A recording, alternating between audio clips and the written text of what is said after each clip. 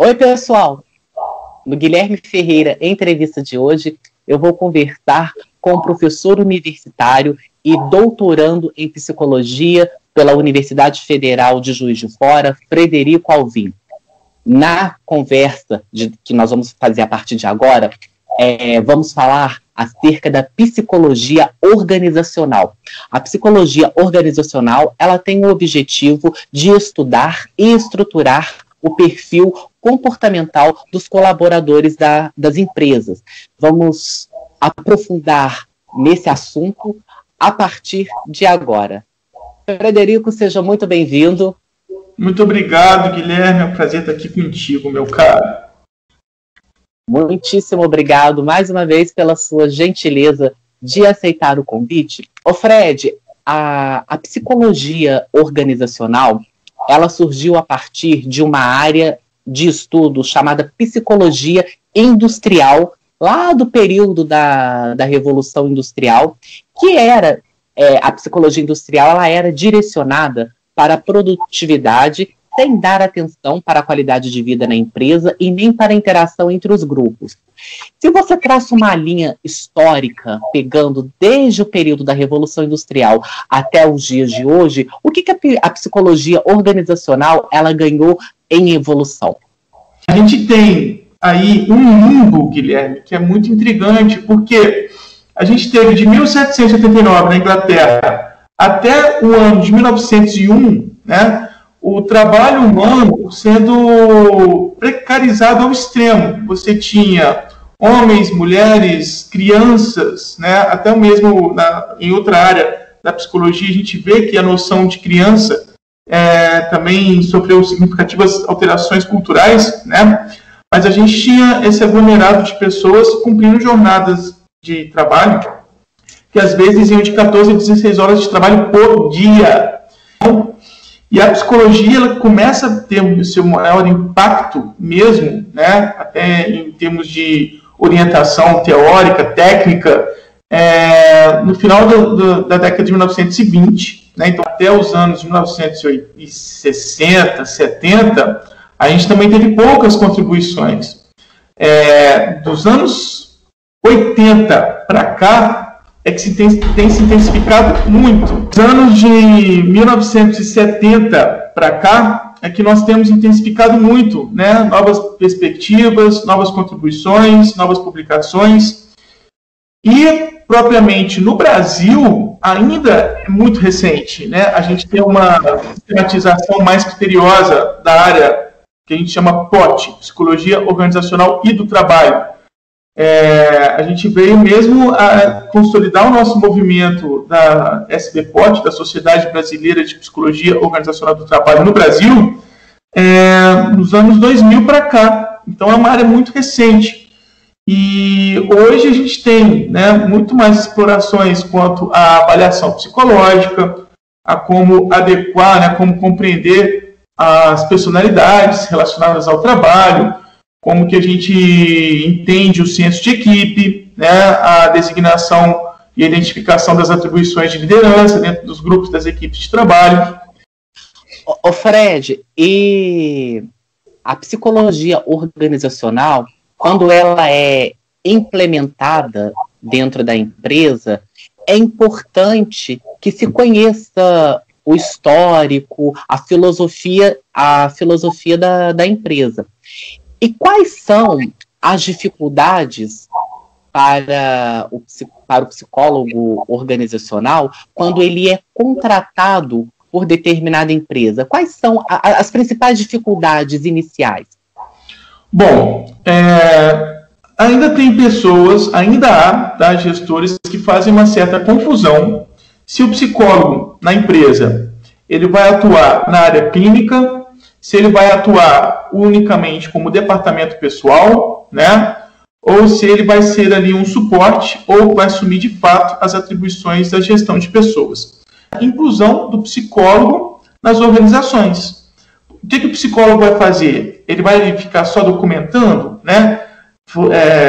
Preencher funcionários que foram contratados, funcionários que estão sendo demitidos, a hora de trabalho. Isso, inclusive, é muito frustrante, para um profissional da psicologia, né? A gente gosta do calor humano, a gente precisa ter esse contato humano, mas ainda é possível identificar muitas empresas que o psicólogo está ali e ele está fazendo só preenchimento de documentos, que se limita, então, né, propriamente a carteirização de departamento pessoal. Ou se o psicólogo ele vai ser aquele instrutor que vai saber conduzir, vai se preparar para programar e executar programas de treinamento e desenvolvimento, que vai estar ali, né, exemplificando uma atribuição típica de administração de recursos humanos, ou se o psicólogo ele está ali na organização para compreender as interações humanas, para entender como que se forma o capital psicológico, né, as expectativas que cada profissional tem ali sobre o que ele espera ter do seu trabalho, né? Fred, uma empresa que conhece bem os seus funcionários, amparada pela psicologia organizacional, pode promover uma qualidade de vida melhor para o seu funcionário? Então, quando a gente fala de qualidade de vida no trabalho, isso é uma responsabilidade social da organização com seus funcionários, e qualidade de vida não se restringe só aos funcionários também, né? Se estende para os públicos que, de algum modo, convivem ali com a organização. Então, se existe aí uma preocupação de fato com a saúde física e também com a saúde mental dos funcionários, né, a gente tem como proteger a organização de causas nem cargos trabalhistas, por exemplo. Se a gente for pensar no raciocínio estritamente capitalista, né, se a gente vai pensar unicamente nessa abordagem monetária e gestor, ou até mesmo os engenheiros, né, vão ter esse pensamento, só falar em termos de números, a gente precisa ter essa responsabilidade com a promoção da qualidade de vida no trabalho, prevenção a acidentes de trabalho, prevenção a condições que possam causar algum sofrimento psíquico, né? A gente precisa também ter esse caráter mais racional de que a empresa está se prevenindo, a empresa tem ganhos com isso, com toda certeza. Mas além, né, dessa perspectiva estritamente capitalista e restrita, né, só ao financeiro, a gente também precisa ter um entendimento de que as pessoas satisfeitas no ambiente de trabalho, né, que realmente estão engajadas, estão se reconhecendo valorizadas onde trabalham, elas com certeza têm a predisposição de contribuírem mais. E a psicologia organizacional, como que ela atua dentro das empresas? Então, hoje a atuação é bem vasta, né? Desde uma análise mais criteriosa dos processos seletivos, já que a psicologia industrial começou assim, né? Identificando, orientando técnicas para analisar perfis de profissionais que pudessem ser inseridos nas empresas, né? Nas indústrias. Então a gente tem desde essa condição de ter uma análise mais criteriosa. Não adianta eu querer acreditar, querer confiar unicamente que quem é formado em administração apenas, né, sem desmerecer claramente a formação, mas quem é apenas administrador não vai ter o olhar clínico que a gente tem na formação em psicologia para observar algumas evidências ali no processo de seleção. A gente sabe que no momento que você está sendo selecionado, você quer se autopromover, então é necessário ter essa perspicácia mesmo, né? Identificar o que a pessoa, o candidato, está apresentando ali, que condiz com o que ele realmente é, né? Então a gente tem desde essa análise comportamental até mesmo intervenções para garantir a boa convivência nas equipes de trabalho. Nós temos técnicas de intervenções, a mais básica, a mais popular que eu posso dizer aqui seria da dinâmica de grupo, mas a gente pode ter outras medidas de intervenção. E aí, entrando no que seja muito específico, só o psicólogo tem autorização formal para promover, é a avaliação psicológica, né?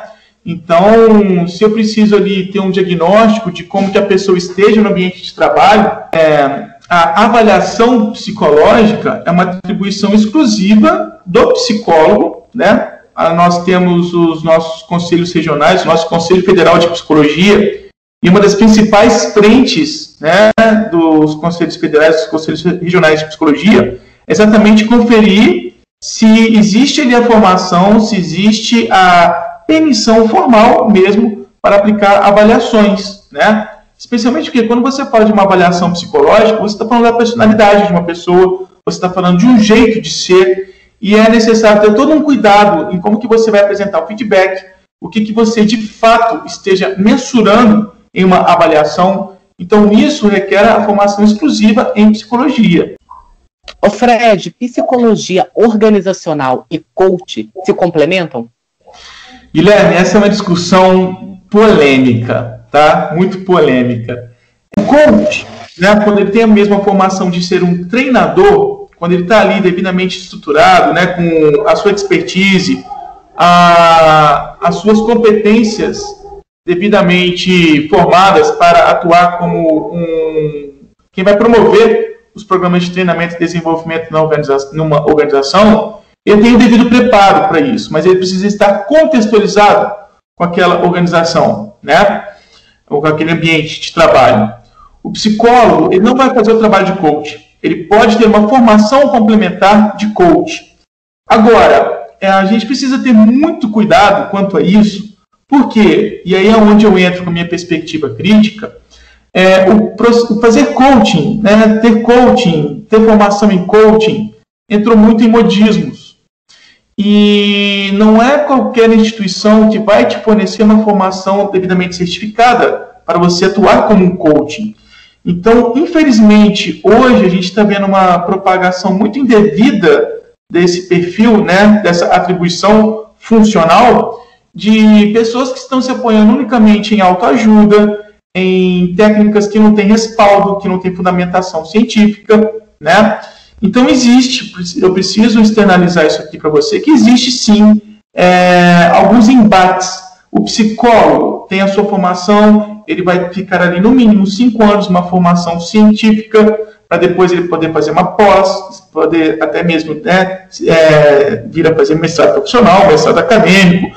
Então, assim, ele tem um rigor na ciência para poder atuar como psicólogo organizacional. E quando você vê coach que faz ali um curso de alguns meses e já sai achando que ele pode qualificar, categorizar as pessoas ao seu bel prazer, isso é muito crítico, né? Eu conheço coaches... Pode falar. Ô Fred, mas são duas vertentes na profissão, elas podem, em algum momento, se complementar? Podem, elas podem se complementar, sim, Guilherme, tá? Nós temos grandes nomes, inclusive, da psicologia organizacional, né, no Brasil e em Portugal, que também tenho um pouco de experiência lá, de pessoas que, mesmo depois de doutorado, toda a carreira ali desenhada na área da psicologia organizacional, foram depois se qualificar como coaches. Inclusive, a gente tem uma regulamentação do Conselho Federal de Psicologia de 2016 que é possível conciliar as duas formações. O que a gente não pode aceitar é essa condição do coach que não tem fundamentação no que ele esteja propondo. E, infelizmente, isso é o que existe de crítico hoje no mercado de coachings, né? Agora, dizer que um psicólogo organizacional é um coaching, não é, tá? Ele pode ter essa formação complementar devidamente certificada, né, ter uma perspectiva crítica do que ele esteja fazendo, mas a gente não pode confundir, são duas atribuições diferentes. Uma pode complementar a outra, mas não é a mesma formação. Vamos falar agora, Fred, daquele entra e sai das empresas, que é conhecido como turnover.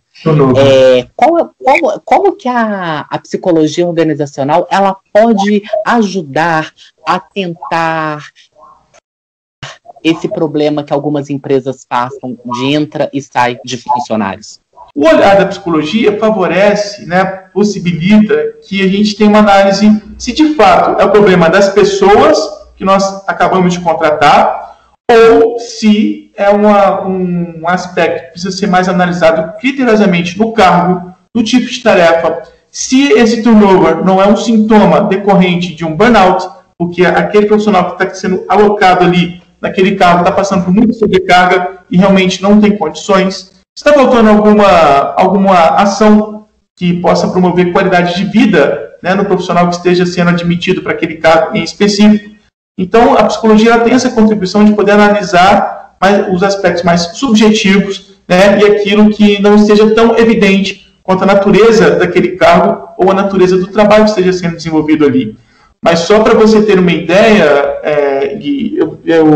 eu prestando consultoria, eu já passei pela experiência de conduzir um processo de recrutamento e seleção para um pequeno comércio aqui em Juiz de Fora, e o contratante, né, o dono da empresa que tinha feito a contratação para conduzir esse processo seletivo, ele me fez voltar 9 vezes, em menos de 2 meses, né, o profissional que ele achava que não tinha o perfil perfeito para aquele cargo. E aí você fica, será que o problema está nas 9 pessoas que tentaram ingressar uma carreira aqui nessa organização? Então você precisa também ter esse olhar, né? Bom, o problema pode estar no próprio empresário, né? O problema pode estar exatamente ali na não aceitação de personalidades, de jeito de ser, e isso já entra mais no lado humano. A gente tem isso, né? Alguns empregadores que têm as suas preferências, porque conviveram com alguém que foi uma referência e acham que todo mundo tem que ser igual, e não tem como, né? Então a psicologia pode ter essa ajuda também nessa análise comportamental, nessa análise de aspectos mais subjetivos, né, que possa desencadear aí um turnover. Fred, marketing digital e psicologia organizacional, como correlacioná-las nos dias de hoje?